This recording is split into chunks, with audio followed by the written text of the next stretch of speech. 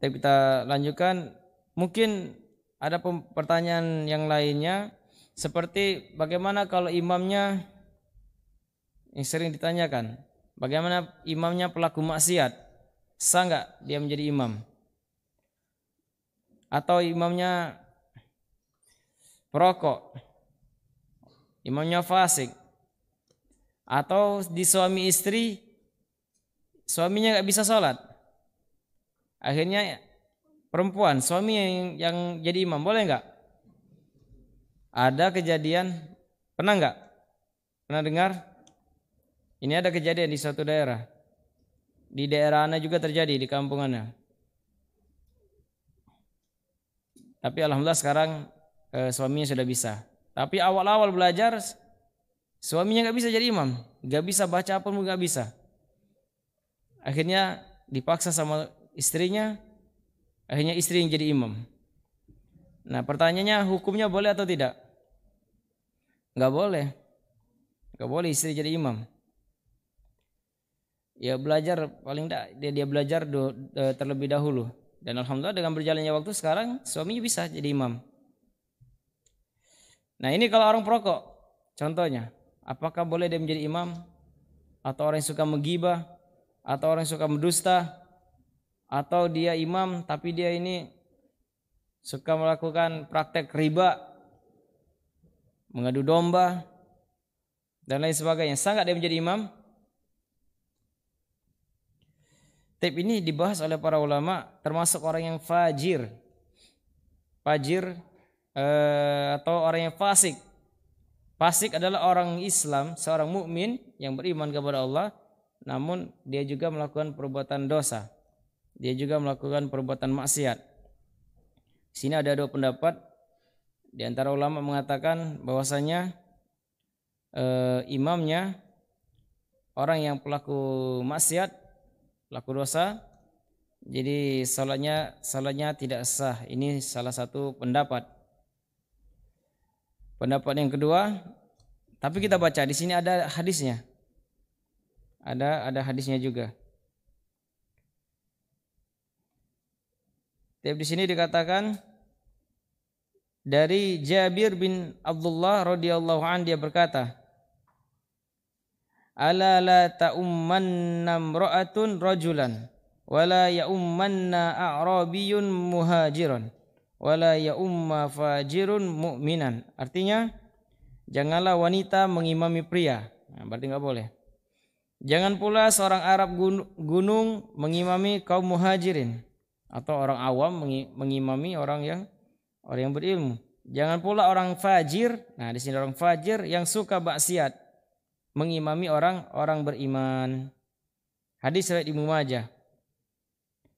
Nah, berdasarkan hadis di atas, para ulama ada yang berpendapat bahwa orang fasik yang gemar maksiat tidaklah sah jadi imam. Ulama yang menyatakan seperti itu sampai memasukkan orang yang fasik seperti para perokok, orang yang mencukur jenggot, orang yang suka menggibah, orang yang suka namimah atau menukil berita dari satu pihak kepada pihak lain dengan tujuan untuk merusak hubungan. Ini adalah pendapat yang masyhur dalam mazhab Imam Ahmad. Namun ketika diteliti hadis ini sahih atau tidak, Al-Hafidz, hadisnya diriwayatkan Ibnu Majah nomor 1081. Al-Hafidz Ibnu Thahir mengatakan bahwa sanad hadis ini dhaif jiddan, yaitu lemah sekali. Ibnu Hajar dalam Bulughul Maram juga menyatakan sanad hadis ini lemah. Maka orang fajir tadi, orang yang pelaku maksiat yang dikatakan dia kalau jadi imam tidak sah, berarti pendapat ini lemah, berarti tidak dapat dijadikan rujukan. Nah, lalu yang benar apa? Jumhur, pendapat yang kedua inilah yang benar. Apa katanya? Jumhur, mayoritas ulama menganggap tetap sahnya orang fasik menjadi imam, apa saja maksiatnya. Apa alasannya? Ini dalilnya, bukan hanya sekedar kila wakola, katanya. Yang pertama, ada sebuah kaidah yang disebutkan oleh Syekh Al-Allamah Muhammad bin Shalih Al-Utsaimin, ulamanya Saudi Arabia rahimahullah. Dalam Syarhul Mumti, di dalam kitabnya Syarhul Mumti, kaidahnya adalah yang berbunyi kullu man sahhat salatuhu sahhat imamatuhu. Artinya setiap orang yang sah salatnya ketika sendirian, maka sah salatnya ketika menjadi imam. Kalau dia salat sendirian sah salatnya, ketika dia jadi imam itu juga sah. Maksudnya kaidah adalah setiap orang yang sah salatnya ketika sendirian, maka sah salatnya ketika menjadi imam dan diikuti oleh yang lain. Begitu pula ketika makmum tidak mengetahui kondisi imam, karena tidak ada dalil yang membedakan antara salat sendiri dan ketika menjadi imam. Dan menjadi imam salat merupakan masalah turunan dari masalah salat ketika sendirian. Sehingga jika ada yang membedakan antara kedua keadaan ini, maka ia tidak tepat dalam menetapkan perbedaan. Pendapat yang kedua, alasan yang kedua, kalau aturan orang yang fasik tidak boleh jadi imam, tentu tidak ada imam yang sah. Karena sulit kita lihat di zaman sekarang yang selamat dari dosa ghibah. Padahal ghibah menggunjing termasuk dosa besar. Siapa juga yang selamat dari dosa namimah, menipu dan mengelabui orang lain? Yang selamat sangat sedikit sekali. Sudah terbantahkan dua alasan. Yang ketiga, masih dua lagi. Yang ketiga, para sahabat radhiyallahu anhum masih tetap salat di belakang imam yang zalim. Mereka ada yang salat di belakang Al-Hajjaj bin Yusuf Ats-Tsaqafi. Yang sering baca kisah ini insyaallah tahu sejarah. Mereka ada yang salat di belakang Al-Hajjaj bin Yusuf Ats-Tsaqafi. Padahal imam tersebut adalah pelaku dosa besar. Kalau tidak salah dia ini suka membunuh juga. Sadis bahkan termasuk minal mutasyaddidin. Jadi membunuh. Tetapi ada yang sahabat masih salat di belakangnya. Dan ini termasuk dalil juga berarti boleh salat di belakang orang yang zalim, bahkan pelaku dosa besar. Dan dia termasuk orang yang fasik.